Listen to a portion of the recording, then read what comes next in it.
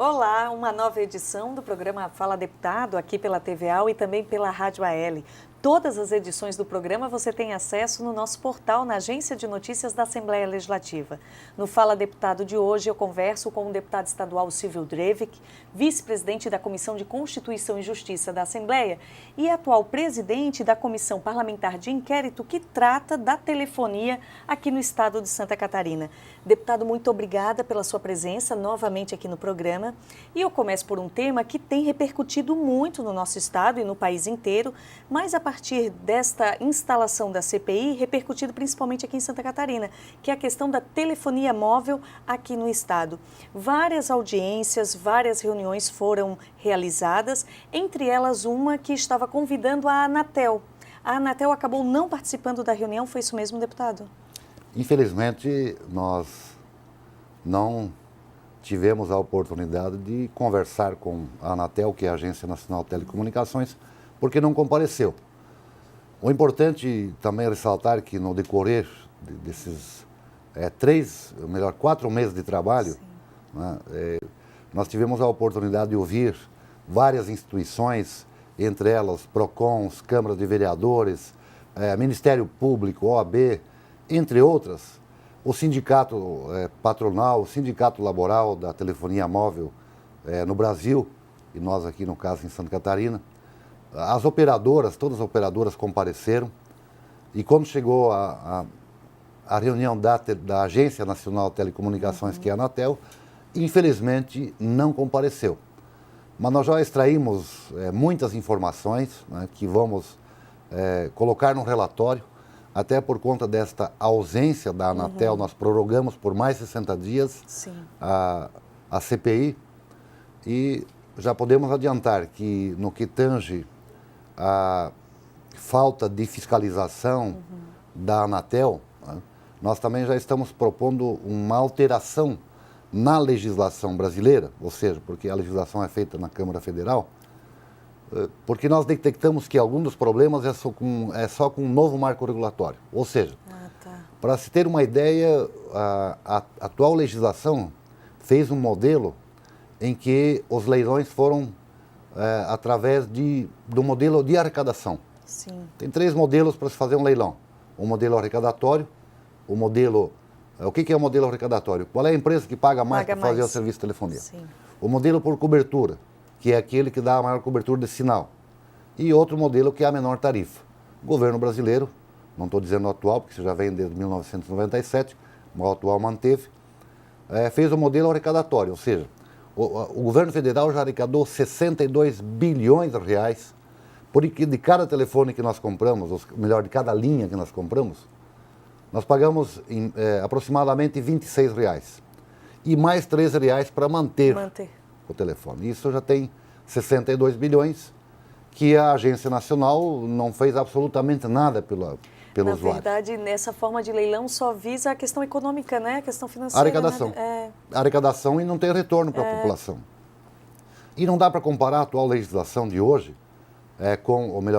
a legislação de 1997, onde o Brasil tinha apenas 800 mil linhas de telefonia móvel. Hoje são 265 milhões só na telefonia móvel. Não tem então mais, a falta tá de defasado, sinal, exatamente, a interrupção e assim por diante. De tal maneira que essa proposta nós estamos levando ao Congresso Nacional, ou seja, um grupo de deputados e também de senadores, para alterar. E vamos propor aqui em Santa Catarina um termo de compromisso diante daquilo que as próprias operadoras nos colocaram. Qual é a proposta de investimentos que eles têm até 2013, 2014 e assim por diante. Sim. Mas nós queremos detalhar um pouco isso para poder dizer à população em quanto tempo, mais ou menos ou aproximadamente, vai melhorar o sinal, ou seja, a cobertura. Além disso, um dos problemas é o atendimento no call center. Esse é um assunto que ainda nós não... Uma das principais reclamações dos PROCONs no país, né? A telefonia é líder, né, de reclamações. É campeã, porque, na verdade, quando você liga para resolver um problema, você não consegue resolver. Fica 30 minutos, 40 minutos. As pessoas desistem até, né? Acabar de quebrar o telefone, de irritado que fica. Não. Exatamente. Então nós temos que... As empresas vão ter que dar uma solução, vão ter que amenizar esse problema. Sim. Como fazer? treinar melhor o pessoal, diminuir a rotatividade, ter mais escritórios ou lojas presenciais. Sim. Para que as pessoas possam, ou seja, o usuário, o nosso consumidor, tenha um local para procurar e resolver os seus problemas. Tem mais praticidade na resolução dos problemas, porque eles ficam enrolando, aí a pessoa acaba desistindo até, Exatamente. Né? E daí vem outros problemas, que é a cobrança indevida. Isso. Né? Que daí tu não consegue cancelar algo que tu não estás usando. Exatamente. Mas eu estou muito confiante que, de algum modo, a CPI vai trazer bons resultados, se não de imediato, mas a médio e a longo prazo, para o usuário de Santa Catarina. Deputado, obrigada pelos esclarecimentos aqui da situação da telefonia, que tem repercutido bastante em Santa Catarina, essa CPI que o senhor preside. Mas outro assunto que eu gostaria de falar é sobre um projeto de lei de sua autoria relacionado à TV por assinatura, com espécie de ressarcimento para as pessoas que adquirem esse serviço. De que forma funciona esse projeto, deputado? Nós temos entrado num projeto de lei dessa natureza por conta também de muitas reclamações de assinantes de TV por assinatura, porque muitas vezes há interrupção do sinal e não se sabe por quê. Às vezes é um dia, às vezes é 2 dias, tem pessoas que já me falaram que fica 3 dias. Então nós estamos entrando com um projeto de lei que, quando houver esta interrupção e a empresa não comunicar com antecedência, vai ter que pagar ou vai ter que indenizar o assinante, ou melhor, descontar aquele período que ficou sem o sinal, porque ele, na verdade, não está assistindo sem nenhum serviço, programa. Exatamente. Então nós entramos com esse projeto nesta semana. Sim. E agora tem toda a tramitação, vamos ver se aqui nós vamos ter êxito para, mais uma vez, proteger o consumidor. Na verdade, é uma espécie de defesa do consumidor mesmo, né? Que fica meio refém, né, deputado, dessas situações. Se nós não protegermos o consumidor, quem que vai fazer isso? E nós, como legisladores, temos que fazer algo em benefício do consumidor, porque senão, principalmente as pessoas que têm mais dificuldade, as pessoas mais humildes, mais simples, têm muita dificuldade de resolver os problemas. Às vezes não tem o acesso tão facilitado, né, deputado? Exatamente, está lá distante, o acesso que é o principal problema dessas pessoas. Então vamos ver, agora vai tramitar na Comissão de Justiça e daí nas demais comissões. Eu espero que tenha aprovação nas comissões, bem como no plenário, para nós fazer mais um projeto que vai beneficiar o usuário desse serviço, que são mais de 600 mil assinaturas só em Santa Catarina. Bastante. De cada 10 TVs, tem 3 que são por assinatura das empresas que oferecem esse serviço. Deputado, outro assunto que o senhor também sempre comenta aqui na tribuna do plenário da Assembleia Legislativa, em reuniões e discussões, trata-se da questão da saúde pública. A gente sabe que, né, tem agora vários programas federais, como o Mais Médico, assim, aqui em Santa Catarina também, um novo programa de gestão da saúde pública, mas a gente sabe que as dificuldades são muitas e que esses programas, por enquanto, não atendem todas as demandas. Na sua opinião, hoje o que está acontecendo, deputado? É a tabela do SUS? São os médicos? De que tipo de retorno o paciente do SUS deve ter? Qual perspectiva, se vai haver uma melhora? Em que sentido o senhor pensa que isso pode ser resolvido? É um assunto que, para detalhar todo ele, a gente tem que ficar 2 horas. É longo, mas vamos procurar resumir. Primeiro que a saúde é complexa. O nosso sistema, a nossa lei brasileira, quando foi feita em 1988 na Constituição, ela determinou que a saúde é um direito do cidadão, ou seja, das pessoas, e dever do Estado. Então, já é diferente de outros países. Independente se eu tenho dinheiro ou não tenho dinheiro, eu tenho o mesmo direito. Então, isso já começa a ter um problema, porque as pessoas que têm mais poder aquisitivo têm mais condições de fazer um plano de saúde, de pagar particular. Como há esse direito, todos têm, então, a condição de procurar o serviço público. E como é complexo o sistema de saúde, desde o gerenciamento, do próprio corporativismo médico, também não podemos dizer que é tão simples assim, porque há esse problema. A complexidade de gerenciar um sistema, quando ele se estende no Brasil todo, muito grande. Então, se ele é gerenciado pelos municípios, há uma condição melhor de você acompanhar, de você fiscalizar. Está mais perto, né? Está mais próximo. Então, tem vários fatores. Agora, um dos problemas que eu entendo que está se agravando muito e que está pesando muito para os hospitais, principalmente, se continuar assim, nossos hospitais, a tendência é continuar diminuindo o serviço, fechando as portas. Não são poucos hospitais em Santa Catarina, principalmente os filantrópicos, comunitários, que estão pedindo a falência. Conheço muitos que já fizeram isso, que vão desativar. Por que isso? O que é a tabela SUS? A tabela SUS é o que o governo paga, o governo federal, paga pelos serviços prestados da saúde, ou seja, pela consulta médica, pelos exames, pelos internamentos, pelas cirurgias. Né? E para se ter uma ideia, já se pagava mal. O SUS nunca pagou bem, essa que é a verdade, com exceção de alguns serviços. Mas na grande maioria sempre pagou mal. Mas desde 1997, que o governo não reajusta, ou seja, não repõe nem a inflação. Então, de 1997 até os dias de hoje, a inflação representa 160%. Imagina.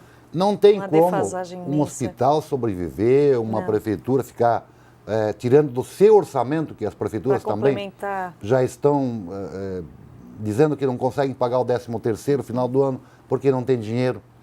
E aí é interessante, esse é a primeira constatação.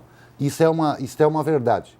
Qualquer um que tenha dúvida, é só procurar um hospital e procurar quando que foi o último aumento que o governo federal deu. Ou melhor, não é aumento real, a reposição de inflação. Né?